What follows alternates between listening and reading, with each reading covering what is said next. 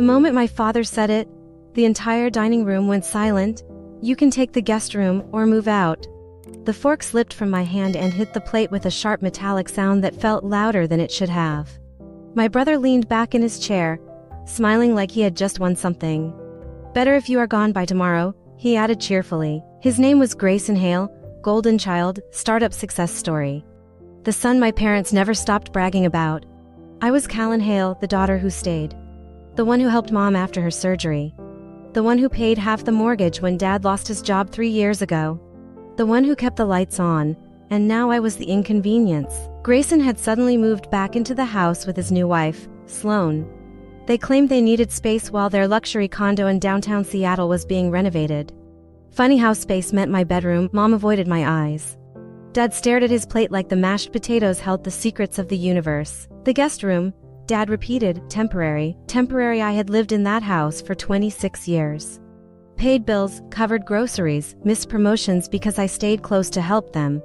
But Grayson showed up with a shiny wedding ring and a wife who called my childhood home quaint. And suddenly I was furniture that needed rearranging. "Fine," I said, that was all, no arguing, no tears. I packed that night. By morning, my car was loaded with boxes. Not one of them came outside to help.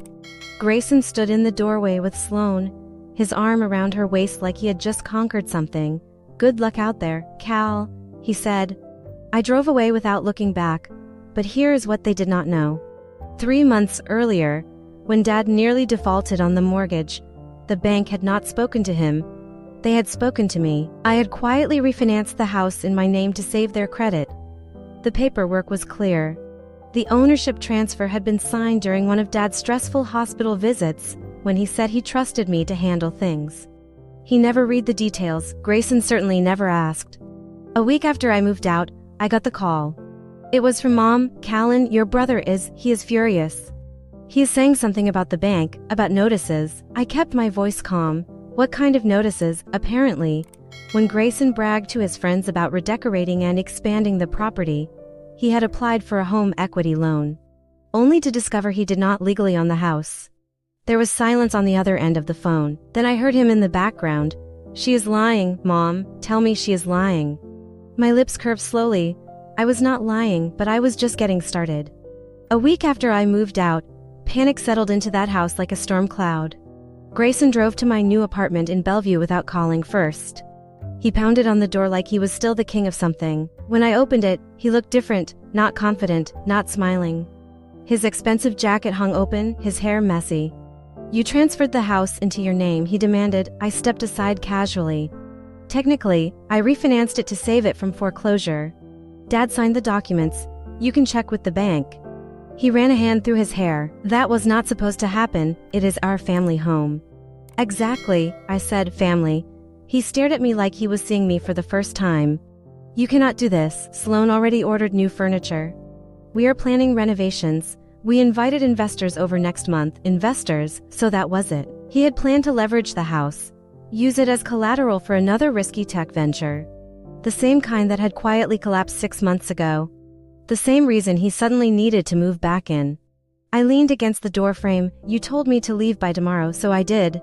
But legally, I am the homeowner, which means you are technically staying there because I allow it." His face turned pale. "You would not throw your own family out." "Would I not?" He took a step closer. "What do you want?" That was the question I had waited to hear my entire life. "I want acknowledgement. I want respect. I want you to stop treating me like I'm disposable." He scoffed at first. Then I pulled out a folder from the table beside the door. Copies of every payment I had made over the last 3 years, mortgage statements, hospital bills, utility transfers, receipts with my name on them. "I kept this house standing, Grayson, while you were busy chasing applause." His jaw tightened. "What are you saying?" "I am saying this. You and Sloan have 30 days to move out." His eyes widened. "You cannot be serious." "Oh, I am, unless he froze. "Unless you sign a legal agreement acknowledging my ownership and pay market rent in advance. No more free rides, no more pretending I am invisible." He laughed nervously. "You are bluffing." I met his stare without blinking. "Try me." 3 days later, Dad called. His voice sounded older than I had ever heard it. "You were right, Callan. We should have appreciated you more." That was the closest thing to an apology I would ever get. Grayson signed the agreement. He never apologized, but he paid.